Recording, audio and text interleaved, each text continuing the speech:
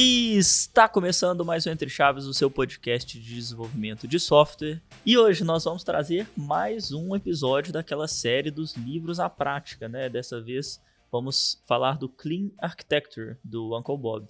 E como sempre, do meu lado aqui, Fernandinha. E aí, Fernandinha, tudo bem? E aí, Champs, e aí, pessoal? Pois é, estou bem animada, né? Depois de um episódio muito bom sobre Clean Code, né? Que inclusive quem não ouviu pode correr lá e ouvir. Vamos falar agora sobre Clean Architecture. Exatamente. E o nosso convidado de hoje é o Luiz, que esteve aqui com a gente no episódio de Clean Code e agora está aqui com a gente para contar um pouco do Clean Architecture. Né, Luiz? Oi, pessoal, um prazer estar aqui de novo com vocês. Espero que realmente a gente consiga dar uma visão geral, igual foi no Clean Code, e que o pessoal aproveite bastante. Para quem não me conhece, meu nome é Luiz Fernando, eu já estou aqui na DTI já tem quase 4 anos, mas assim, eu aqui já tenho longa estrada percorrida, né? Estou nessa área de desenvolvimento já desde o finalzinho da década de 90, mexendo só com TI desde 2002. Então, comecei muito focado na parte de desenvolvimento, aprendendo bastante, e já estou nessa área de arquitetura de software há pelo menos uns 14 anos, desde 2010. Show de bola, show de bola. Então vamos lá, né? Assim, eu acho que aqui o valioso para a gente é trazer as principais reflexões acerca do Clean Architecture, mas importante é a gente explicar aí, talvez, de início, de onde surgiu esse conceito e o que é o Clean Architecture. Uma coisa que eu acho bom a gente já de cara colocar, que eu acho muito importante, é a semelhança do Clean Architecture com o Clean Code. Inclusive, quando você lê um e você lê o outro logo em seguida, que está bem fresco na memória, você faz vários paralelos, várias frases que são até parecidas, sabe? Tipo assim, você vê frases quase que idênticas entre os dois, ali, principalmente no começo. Então, ele, igual o Clean Code, ele vem da experiência, né, vem do empirismo mesmo ali, da experiência prática do Uncle Bob, de décadas de desenvolvimento de software, onde ele foi vendo o que funciona, o que não funciona, o que deu errado, o que deu certo, e principalmente ele que atravessou vários paradigmas de desenvolvimento, né? Ele entrou no mundo de desenvolvimento de software muito antes da orientação a objeto ser uma realidade. Né? Então, assim, você vê, às vezes, ele fazendo certos paralelos, ele dá certos exemplos práticos no livro de problemas que ele passou aí na década de 70, na década de 80, e transpondo muita coisa para a realidade, para as tecnologias que a gente tem hoje. Né? Uma realidade completamente diferente. E o mais interessante, assim, igual eu falei de frases que são iguais, eu lembro que teve uma frase que me chamou a atenção logo no começo do livro, que ele coloca: a única maneira de seguir rápido é seguir bem. E não sei se vocês devem lembrar que durante o Clean Code aqui a gente enfatizou muito isso, né? E tem exatamente essa frase no Clean Architecture. Então, assim, vocês vão ver que vai ter muito paralelo entre os dois. É muito bom, né, ouvir você falando aí do paralelo dos dois livros, e acho que deixa, assim, até o ouvinte, né, nosso aqui com mais curiosidade, né, de ler os livros mesmo, né, além de ouvir o episódio. Mas, enfim, em relação ao Clean Architecture, que a gente falou muito sobre o Clean Code, sobre os conceitos, sobre os princípios, né, de escrever um código limpo. E aí, né, o que é fazer uma arquitetura limpa? Primeira coisa de ter uma arquitetura limpa, a gente tem que dar, às vezes, uns passos para trás, que eu não vou entrar nesse mérito agora. Eu trouxe até uma colinha aqui, que quem quiser depois tem episódio do Entre Chaves gravado sobre isso, que a gente só vai conseguir fazer uma arquitetura limpa se a gente tem bem definido o que a gente precisa fazer. Ou seja, qual que é o primeiro passo? O primeiro passo é o domínio, é ter o domínio mapeado, é o DDD, é o básico. Porque senão, não tem arquitetura no mundo que resolva se você não sabe o que você está resolvendo. E aí, galera aí que acompanha Entre Chaves, dá uma corridinha lá, ó, episódios 40 e 42 falam sobre DDD. Então, já fica a fonte de consulta para todo mundo. É o primeiro passo. E aí, uma vez que você tem tudo mapeado, você tem o seu domínio, você sabe o que você está resolvendo, o principal, o que define uma arquitetura limpa é uma arquitetura que o foco dela é em criar algo que seja fácil de manter, fácil de testar, fácil de implantar, né, que aí já é um detalhe a mais que já entra na arquitetura, né, que é fácil de implantar e fácil de operar. Né? Então, assim, vai além do simplesmente fazer e fazer funcionar e testar. Eu tenho que conseguir, depois que eu fiz funcionar, eu testei, tudo lindo, eu tenho que conseguir de uma maneira rápida, fácil, prática, colocar isso em produção. Uma vez que está em produção, eu tenho que conseguir monitorar, eu tenho que conseguir operar, eu tenho que conseguir atender a demanda que eu tenho. A demanda, o volume, tudo isso entra na arquitetura. Então você pode me corrigir se eu estiver errado, mas é possível você ter um código limpo, mas você não ter uma arquitetura limpa, né, para um projeto, se você tem algum tipo de acoplamento, alguma coisa que dificulte, né, a manutenção a nível arquitetural, mas a nível de código está até bem implementado, isso é possível. É possível, e é possível os dois lados, tá? É possível você ter um código limpo, com uma péssima arquitetura, ou seja, eu tenho... Meu código ele é limpo, ele está bem feito, está bem escrito, bem modularizado, mas a maneira que eu crio uma hierarquia ali dentro, eu tenho limite cruzando para tudo quanto é lado, uma camada acessando outra que não deve, por mais que o código esteja limpo. Ou às vezes eu até tenho um código que funciona, a arquitetura está correta, mas o código está todo porco, né? Um código todo sujo, cheio de coisa amarrada, cheio de gambiarra, dentro de camadas bem definidas. Né, dentro, eu tenho certinho, eu tenho minha camada de dados, eu tenho minha camada de infraestrutura definida, eu tenho minha camada de negócio, mas dentro da minha camada de negócio eu estou cheio de função de 3.000 linhas. Então, assim, as duas coisas são possíveis. E aí, só vai ter realmente os resultados esperados se você preocupar com os dois lados. Entendi. Então, quando a gente está falando sobre arquitetura limpa, a gente está falando sobre design de software, né? A gente... fazer um bom design, igual você falou, né, das camadas, de como as camadas, né, se relacionam umas com as outras, como elas, enfim, né, a gente se preocupar talvez com interfaces, com desacoplamentos, é mais em relação, então, a design de software. Então, a arquitetura limpa, ela bebe na mesma fonte que outras que são até conhecidas, tá? Eles até citam no livro algumas delas. Por exemplo, a arquitetura hexagonal, inclusive também tem no Entre Chaves, tá? Quem quiser, episódio 63. Ô, gente, eu quero contar aqui que a gente não pediu para ele fazer esse trabalho, tá? Ele realmente pesquisou o Entre Chaves aqui. Ai, eu amei. Vai. Então, episódio 63 fala sobre a arquitetura hexagonal. Existem outros tipos de arquitetura que são bem parecidos. E o principal motivo, para que essas arquiteturas servem normalmente? Para separar as camadas com que cada uma ali preocupa, com que cada uma tem que atuar. A arquitetura limpa, ela sugere a utilização de 4 camadas. No finalzinho ele acrescenta uma quinta, que eu vou só citar aqui, que é interessante a visão dele. Ele fala em 4 camadas. Tem uma camada que é a principal. Ele desenha até círculos, imagina círculos concêntricos, né, indo de dentro para fora. Lá no miolinho, lá na semente, ele coloca a regra de negócio. E regra de negócio, gente, é regra do business mesmo, da empresa, que você está implementando. Isso é o core, é o cerne daquilo ali. Em volta ali, aí vocês já vão pensando como se fosse uma cebola, né, em camadas. Logo ali acima, envolvendo a regra de negócio, tá as regras da aplicação. E as regras da aplicação, dando um exemplo aqui de uma aplicação bancária. As regras de negócio são as regras que o banco impõe. O cara, por exemplo, o cara tem direito a tanto de cheque especial. Então, se está cadastrado lá, você tem uma regra que eu falo, o saldo do cara é tanto, ele tem tanto de cheque especial, então o limite dele de operação é esse. Regra de aplicação já são regras que a aplicação depende de funcionar. Então, eu tenho um aplicativo mobile. Então, eu quero fazer uma validação ali de um campo que o cara está preenchendo. E antes dele enviar, eu quero ver, tal campo tem que ser maior que esse valor para enviar. Então, isso é regra de aplicação. Se tal valor tiver negativo, vai ficar vermelho. Se tal coisa tiver positivo, vai ficar azul. Isso é regra de aplicação. É o segundo. Agora, vou envolver mais uma terceira camada ali. São os controladores. Esses controladores, eles servem só de ponte para o que é a última camada. Que a última camada é a camada que tem interface com o mundo externo ao seu sistema. Aí pode ser um sistema web, que vai ser uma página web, pode ser o antigo cliente-servidor, uma aplicação mobile, que tem interface mobile, pode ser até mesmo, eu estou fazendo uma aplicação aqui que eu peso alguma coisa da balança e imprime um código de barras. A sua saída é o código de barra da balança, não tem interface gráfica. Essa camada fica na ponta. Então, os controladores, eles fazem a ligação entre as regras da aplicação e esse mundo externo. O que eu falei da quinta camada é que o Uncle Bob, na hora que ele vai citar sobre testes, ele vai colocar a camada de testes, ele até cita que ele considera os testes como se fosse uma quinta camada. Tá? Por quê? Porque os testes são extremamente concretos, né? Não existe nada de abstrato em teste. Os testes dependem de todo mundo e ninguém pode saber que os testes existem.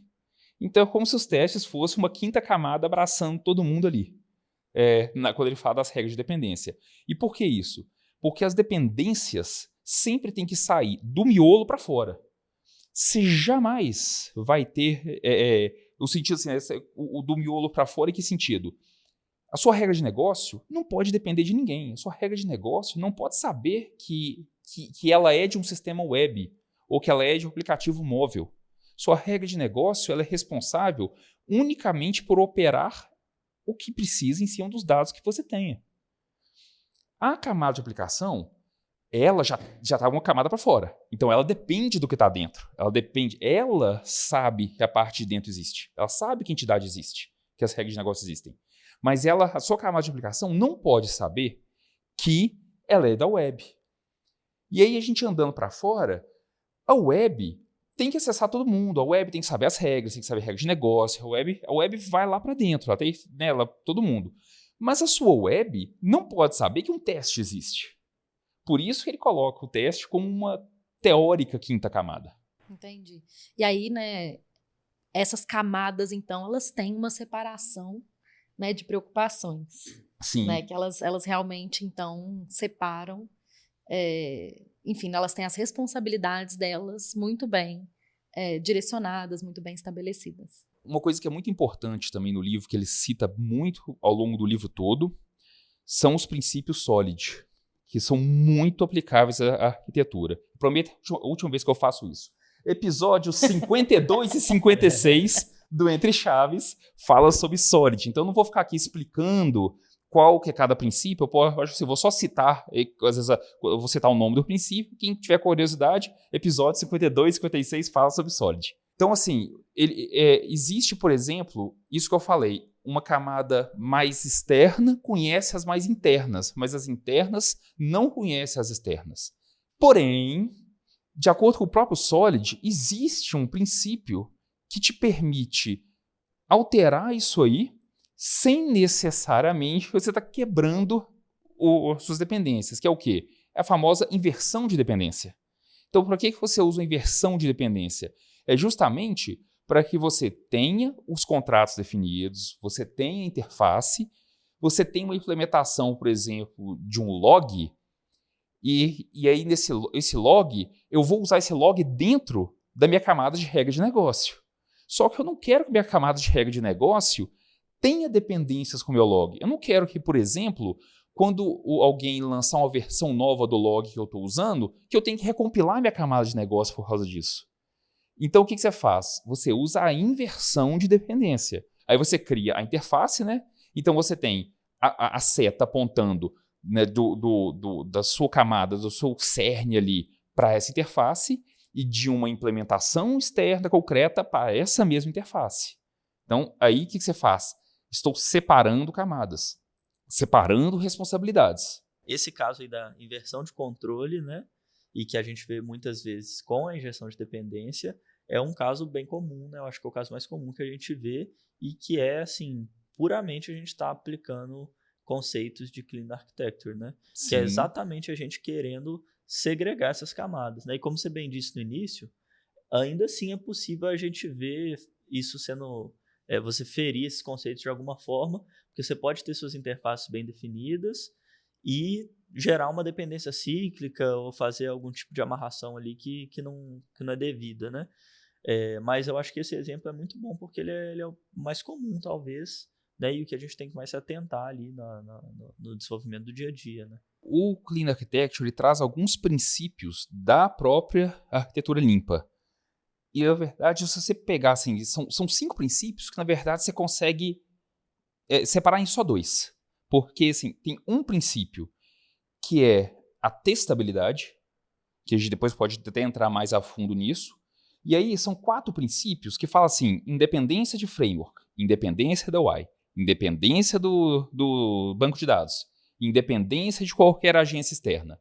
Ou seja, você tem testabilidade e independência. São 4 tipos de independência que ele explica, que todos se resumem à mesma coisa. É o quê? É você não pode ter dependência nenhuma naquilo que você não controla e, principalmente, para quem tiver curiosidade, tem algumas métricas no livro que ele faz até uns gráficos, onde ele traça o gráfico da abstração de um componente, que pode estar desde o mais concreto até o mais abstrato, que ele faz um 0 a 1, e a estabilidade de um componente, também que ele faz lá de 0 a 1. Então, você jamais deve depender de algo que é instável, você jamais deve depender de algo que é concreto. Por quê? Porque isso são coisas que podem causar mudança em cascata, né? Então, tipo assim, aí eu dei o exemplo aqui, log. Eu vou reinventar a roda, tem tanta coisa de log aí, eu vou reinventar a roda, ou então, outro dia mesmo, num projeto, tive que fazer uma parte de validação. Tem tanta API pronta, tanto componente pronto de validação, eu vou reinventar a roda? Não tem problema você usar o framework. O problema do framework é quando você casa com ele.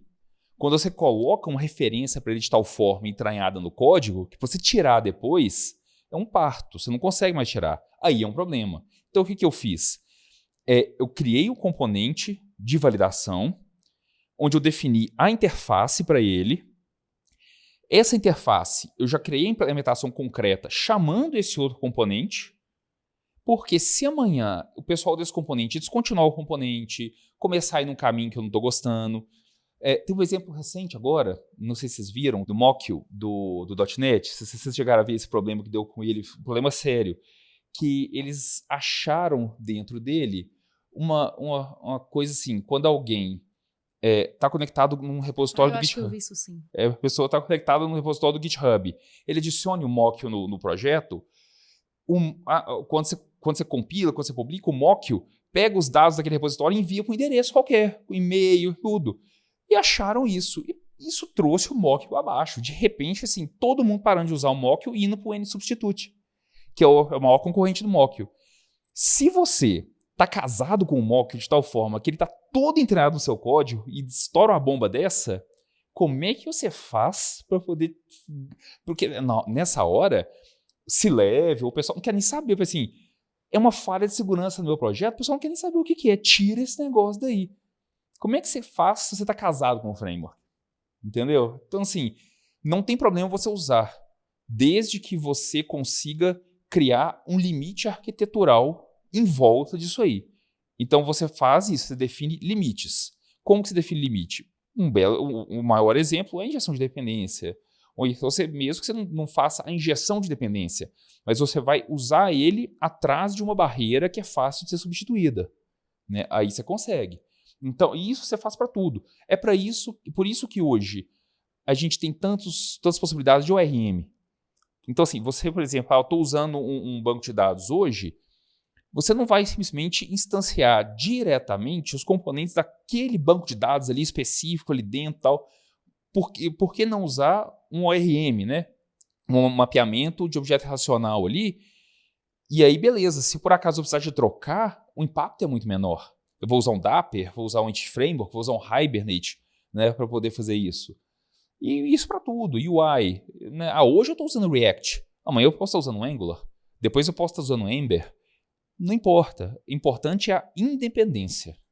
Isso é bem legal, né, do que você está falando em relação ao desacoplamento realmente das camadas, né, da gente conseguir, de fato, nos nossos projetos, não depender, não ter um lock-in com alguns frameworks, algumas tecnologias, algumas ferramentas, justamente porque essas coisas acontecem, como você deu o exemplo aí do Mockio, né? Mas aí eu fico pensando, porque às vezes realmente, né, o projeto ele é ali, ele é construído com as melhores práticas de uma forma completamente desacoplada, mas quanto que no mundo real a gente às vezes precisa trocar essas coisas assim.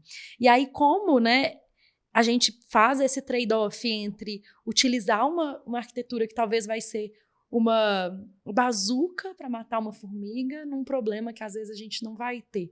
Então, assim, como é que você pensa em relação a isso, em relação a esses conceitos que o livro traz? Né? Que eu entendo que, claro, fazer uma boa arquitetura, uma arquitetura limpa, tem todas essas vantagens, né? Mas, realmente, e no mundo real? Ele chega a citar isso no livro com alguns exemplos, quando ele começa a discutir tipos de arquitetura, por exemplo, monolito versus microserviço. E aí eu acho assim, ele pontua uma coisa, e é até interessante, que tem um artigo interessante, ele cita essa questão do microserviço versus monolito, e assim, muitas vezes a questão do microserviço virou uma bazuca. Por quê? O microserviço, o problema dele não é só você desenvolver, é você publicar um microserviço. Então, se você tem uma quantidade de microserviços, e aí você pensa, se eu tenho microserviço, hoje eu vou começar a precisar ter uma infraestrutura, eu vou ter um service discovery, vou ter um mesh, eu vou ter o API Gateway, vai estar atrás disso, eu vou ter uma VPC, como é que eu vou comunicar, cada um vai ter seu banco de dados, como é que eu sincronizo. Começa a ter um monte de perguntas que começa a aparecer por ser microserviço. E às vezes você não precisava de microserviço. Um monolito para você, o pessoal acha que, se ouve a palavra monolito, o pessoal acha que é crime. O problema não é ser um monolito, o problema é ser um monolito mal feito. Então, uma coisa que ele sugere no livro é desenvolva como se os componentes fossem completamente desconectados um do outro. Mesmo que eles vão ficar no mesmo componente. Então, assim, realizar todo o trabalho para criar componentes que poderiam ser compilados completamente separados. E aí, no final, você reúne eles no mesmo componente. Por quê? Hoje, você não precisa de um microserviço. Hoje, sua demanda é pequena, seu volume é pequeno, sua infraestrutura é pequena, poucos usuários. Se amanhã você precisa escalar isso muito, né? Você lançou um serviço na web, o trem bombou, aí de repente você achou que você ia ter 100 usuários, você tem 100 mil, separar isso é fácil. Então, muitas vezes, o que você precisa é do design correto, porque se você tem algo que não funciona do jeito que você gostaria, mas está o design bem feito, é fácil de resolver. Agora, se o design está mal feito, você voltar atrás e resolver isso pode ser muito caro, pode ser muito complicado. Qual que é o meu ponto em relação a isso? É que assim, né, eu não estou discutindo nem um pouco as vantagens de fazer arquitetura limpa, tá? Assim, de forma alguma. Que eu acho que tem inúmeras vantagens, né? Você mesmo falou no início aí, que é mais fácil de manter, é mais fácil de testar, é mais fácil de operar, é mais fácil de implantar. Claro que é, né? Mas meu ponto é, às vezes, a gente ir para um caminho desses. Estou querendo dizer, vou dar um exemplo mais claro, assim. Eu trabalhei num projeto que tinha um requisito que realmente que era de ser extremamente desacoplado, né, a parte de banco de dados, porque eles queriam, no futuro, migrar o banco de dados. E aí, isso, claro, né, isso já tem alguns anos, então, assim, não criamos, né, não era exatamente do jeito que o Uncle Bob coloca no livro do Clean Architecture, mas tinha uma intenção de fazer um desacoplamento da camada de dados na camada, né, do repositório, ali tinha uma intenção, tá? De fazer isso para essa migração futura. Eu passei 12 anos nesse projeto, né, assim, não passei os 12 anos programando nele, né, mas ele existiu por mais de 12 anos e nunca foi migrado esse banco de dados. Estou querendo dizer assim, eu entendo que é incrível, é maravilhoso, eu acho que só tem vantagens, mas às vezes esse tipo de vantagem me parece que no mercado isso não acontece, sabe? Esse tipo de vantagem no sentido de eu quero ter flexibilidade ao ponto de trocar o meu front de Angular para React. Isso vai acontecer? Provavelmente não. Eu quero ter flexibilidade de trocar o meu banco de SQL Server para Oracle. Isso vai acontecer? Provavelmente não, entendeu? Assim, é só esse que é meu ponto. Apesar de que você deu um exemplo muito bom do Mockio aí, que foi um exemplo que aconteceu. Mas, enfim, eu fico tentando discutir isso, do quanto isso realmente acontece, sabe? Esse exemplo do banco de dados é algo que, inclusive, tem sido discutido no projeto nosso aqui, de um cliente grande nosso, que tem hoje o sistema em Oracle e está na luta para poder justamente desvincular desse Oracle. Tá? Porque é uma luta que eles têm hoje, só que eles estão extremamente acoplados e dependentes. O Oracle, inclusive, da quantidade de procedures lá dentro. Então, é exatamente isso, porque às vezes não é só o sistema que é acoplado, a companhia é acoplada, né? Tipo assim, a empresa é acoplada, porque tem tanta coisa lá dentro, tem procedure, tem... Mas o que tem acontecido muito hoje? Conta. Empresas grandes que têm sistemas desses, por exemplo, a gente está dando exemplo com o Oracle, que ainda são um legado de bancos de dados on-premise. e que estão no movimento de nuvem.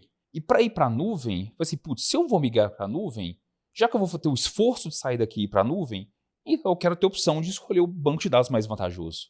Se eu estou indo para o Azure, eu quero ter a opção de usar um SQL Server na nuvem.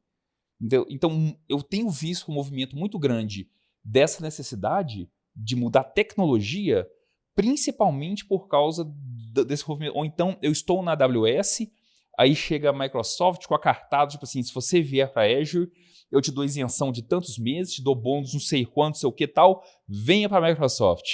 Aí o cara vê assim, putz, então, além de tudo, ele quer adaptar as coisas dele à realidade da Microsoft. Usar o que na Microsoft vai ser mais barato, vai ter um melhor ganho, vai ter tudo. Então, muitas vezes, ele tem essa mudança.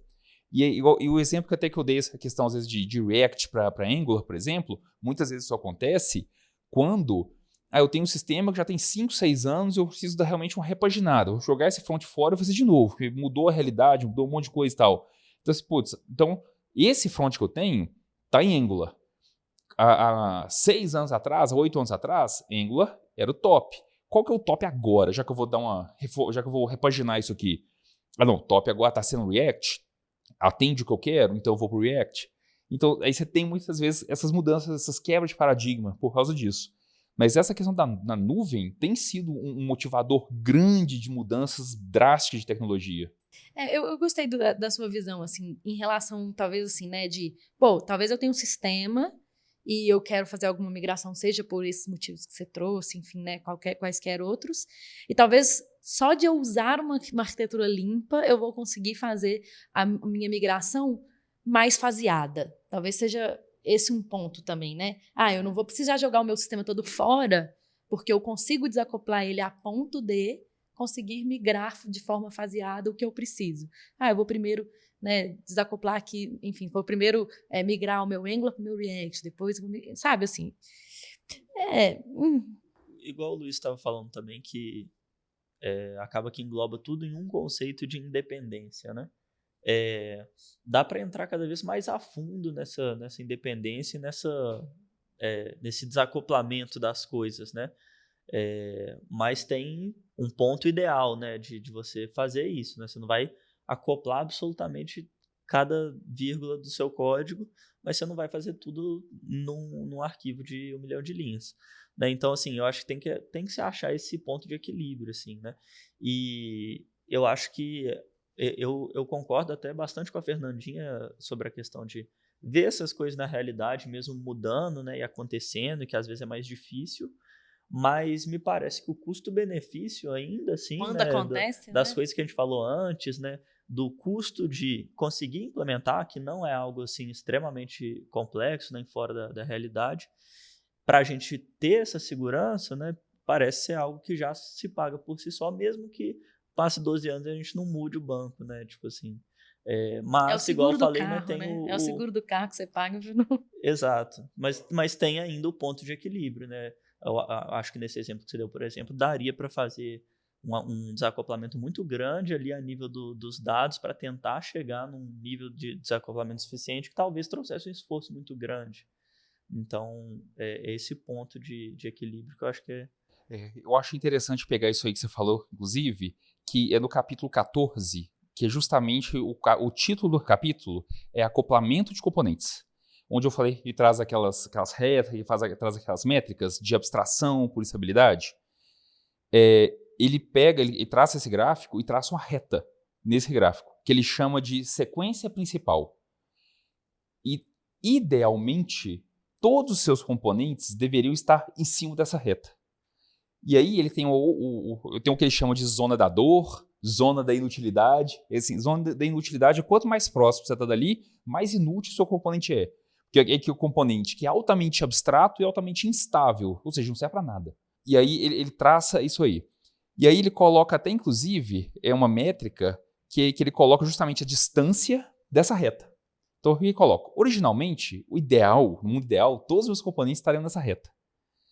Porém, o ideal, assim, depois você tem as fórmulas, quem tiver curiosidade, capítulo 14 do livro. Aí você traça tipo aquele gráfico de dispersão, você vai colocando um monte de pontinho de onde está cada componente seu. Onde você consegue ver quais componentes estão mais distantes. Será que eu não consigo aproximar eles dessa reta? que é balancear a estabilidade dele com a abstração dele, com o desacoplamento dele. Então, e aí você consegue chegar nessa reta. Então, como você falou assim, pô, deve ter um ponto ótimo. E existe esse ponto ótimo que está até citado no livro. Tá? Então, é muito interessante isso. E assim, quanto mais se você tiver algo que é muito estável, é ideal que você coloque aquilo no alto nível de abstração. Porque quanto mais abstrato, mais difícil é de mudar. Quando você tem algo que é muito concreto, se a implementação concreta de algo, isso torna muito instável. Porque o concreto, o concreto é aquilo que você mexe, é o que você recompila. Né? Então, voltando aqui naquele exemplo que eu dei do log. Se eu uso uma interface para o log e eu preciso mexer nas funções de log, se meu sistema só conhece a interface e eu não mexer nessa interface, eu posso mexer na implementação quantas vezes eu quiser, que não tem problema. Se eu referencio direto à implementação, toda vez que eu mexer na implementação, eu tenho que recompilar meu sistema inteiro. Então, assim, o ideal é que o seu sistema só se referencie aquilo que é estável, e o que é estável seja o mais abstrato possível. E daí, para tentar achar esse ponto ótimo que você falou. Perfeito. E uma coisa que eu acho muito bacana é que ele fala muito isso no livro, por várias vezes, e é algo que eu, particularmente nos projetos que eu participo, eu tento fazer muito, tá? Ele coloca que uma das principais funções do arquiteto é manter as opções abertas o máximo que você conseguir. Ou seja, eu vou começar agora a discutir um projeto novo. Tem reunião que você faça com o cliente, que o cliente já começa assim, não, porque eu tenho necessidade de ciência assado, eu estou pensando em fazer um sistema, eu quero usar React, porque eu quero usar .NET, porque eu quero usar isso, quero usar aquilo. E, cara, nós estamos começando a discutir um projeto. Nós não vou nem citar a tecnologia, não me importa a tecnologia. Nós vamos discutir o projeto, vou fazer o design, vou desenhar as camadas, o que for. Ah, mas você vai usar React ou Angular? Não importa. Porque se eu estou começando um projeto novo, eu não estou falando que eu estou falando de coisa que já existe, de legado, não. Quando eu estou começando um design de arquitetura, de projeto, a gente começa lá pelo meio da cebola, lá pelo cerne, que são as regras de negócio, elas não podem conhecer mais ninguém. Então, não importa a tecnologia que você vai usar. Ah, vai ser .NET ou vai ser Java? Não importa. Você tem que ser capaz de fazer suas regras de negócio, testar todas elas, desenvolver teste unitário em cima de tudo, sem sequer ter definido qual banco de dados você vai usar. Porque isso não depende. Aí qual que é a intenção? Que você adie o máximo possível toda e qualquer decisão arquitetural que você tiver que tomar. Até o ponto, sinal que chegou no ponto, assim, olha, agora nós vamos efetivamente implementar a camada de dados. Porque até ali, você já tem muito mais conhecimento do projeto, você conhece o cliente, você já sabe muita questão de orçamento que ele tem, de perspectiva de mudança, tipo assim, porque às vezes o cliente fala, não, porque eu tenho a intenção de mudar esse assado. Nesse ponto, você já vai conhecer o cliente, assim, será realmente qual a possibilidade que esse cara tem real nos próximos 5 anos de mudar isso aqui? Foi muito irrisória. Então tá, eu vou deixar aqui uma brecha para mudar, mas eu não vou gastar também mundos e fundos com isso, não. Eu vou no meio termo. E por quê? Mas aí, se você já toma essa decisão sua no primeiro dia de design, você está criando uma bazuca sem necessidade. Então, uma coisa que ele bate muito essa tecla é a capacidade do arquiteto de empurrar as decisões o máximo que você conseguir para frente. Não decida nada se você não está estritamente necessário decidir naquela hora. Eu gostei muito disso aí, disso, né? Desse conceito que ele fala. Porque eu acredito muito nisso também, assim, né? Porque às vezes a gente fica tentando, né, definir lá no dia 0, no dia 1, todos os componentes, tudo como as coisas vão se comunicar e tudo mais, sendo que às vezes a gente realmente não precisa. Só que ao mesmo tempo que eu acho que isso é muito legal, é muito difícil também de fazer.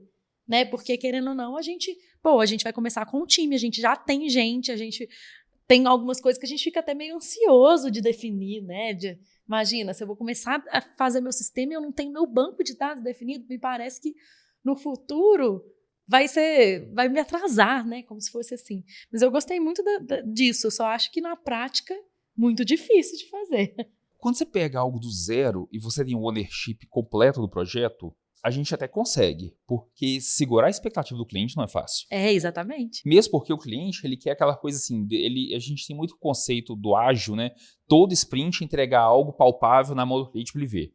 se a gente pega, por exemplo, um sistema qualquer, né, desse que do cliente está em cima, está naquela expectativa, ele quer ver algo ali. O importante nessas horas é que, assim, primeiro, é que você tenha maneiras de você mocar aquilo fácil, de você fazer aquilo fácil, que funcione 100% independente. Isso é fato. Agora, se for para ter que realmente tomar uma decisão antecipada, que ela seja fácil de mudar depois. Eu acho que é bem por aí mesmo, né? Porque o que eu quis dizer, né, quando eu falei, pô, mas isso é muito difícil, é justamente porque nós mesmos pregamos que é super importante colocar em produção o mais rápido possível, testar o valor o mais rápido possível. Então, querendo ou não, às vezes a gente puxa alguma dessas decisões para o início. Porque, pô, eu quero testar rápido, eu quero colocar rápido, eu quero fazer um MVP, eu quero fazer uma POC, eu quero fazer isso e aquilo.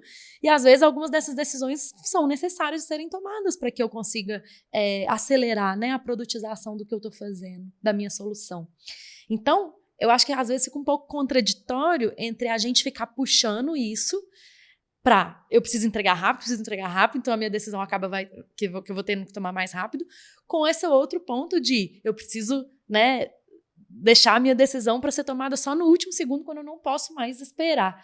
Mas aí eu acho que isso que você falou por último, que é o que agrega tudo, que é, beleza, então às vezes eu vou ter que ter algumas implementações ou alguns combinados de que eu vou fazer um MVP, vai ser muito rápido, mas talvez eu não vou utilizar a tecnologia que é a mais adequada. E isso vai ter que ser fácil de mudar no futuro.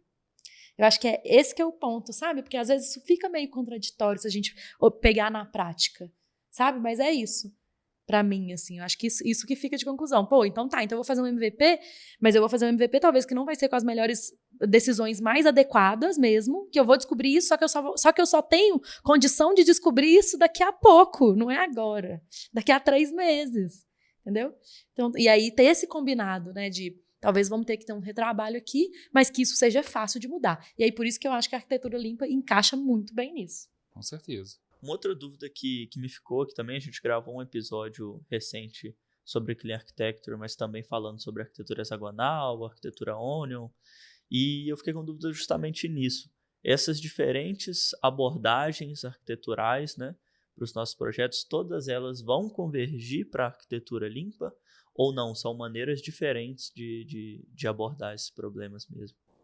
Aí eu te falo muito assim, a questão da minha visão, baseado no que está escrito ali no livro. O Uncle Bob, eu acho assim, depois do sucesso do Clean Code, ele começou a usar muito o termo clean para tudo aquilo que ele estava usando baseado na experiência dele e uma coisa mais enxuta, mais direta. Tanto que ele tem o Clean Agile, ele tem vários outros livros com essa pegada do clean. E aí, no próprio livro, ele cita a arquitetura hexagonal, ele cita a arquitetura DCI, que é a Data Context Interaction, e a BCE, que é a Entity Control Boundary. Ele cita essas e poderia facilmente citar a Onion ou qualquer outra, mostrando que, na verdade, são diferentes maneiras de implementar a separação de camadas.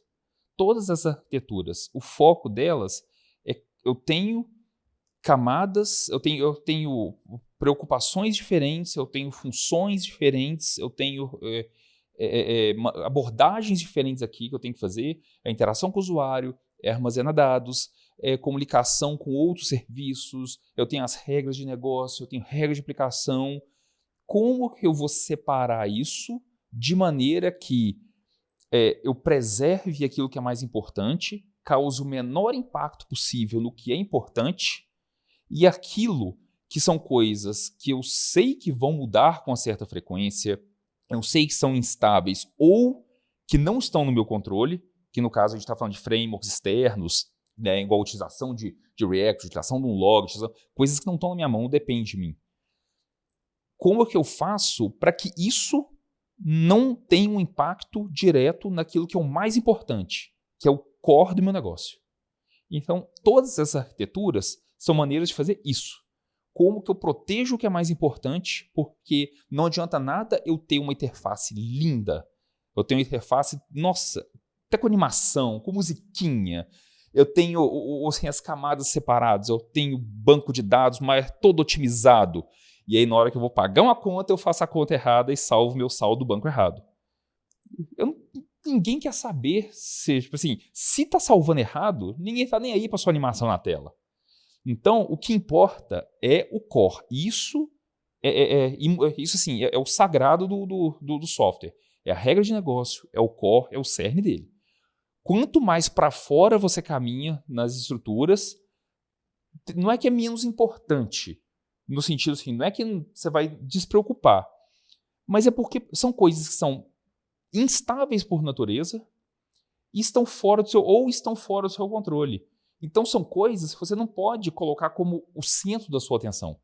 Então a arquitetura limpa, por mais que, né, a gente fica esquisito falar assim, poxa, mas isso é só um nome? É um nome que o Uncle Bob deu para essa descrição que ele faz do que é uma arquitetura ideal. Pegando essa pegada do nome limpo que ele começou a usar. Mas se você pegar para estudar arquitetura limpa e arquitetura hexagonal, assim, em termos de ganho, de praticidade, de utilização, não tem nenhuma. Então, bem legal, né? A gente vê que tudo converge pro princípio dessas separações de responsabilidades, né, e tudo mais. Perfeito, foi muito boa a nossa conversa aqui sobre o Clean Architecture, acho que deu para aprender bastante dos conceitos e a gente discutiu bastante também na prática como que eles se aplicam na realidade, né? Espero que nossos ouvintes aí que escutaram até aqui tenham aprendido bastante. Muito obrigado, Fernandinho, muito obrigado, Luiz, nosso convidado, e até a próxima. Muito obrigado, pessoal. Até a próxima, gente. Tchau, tchau.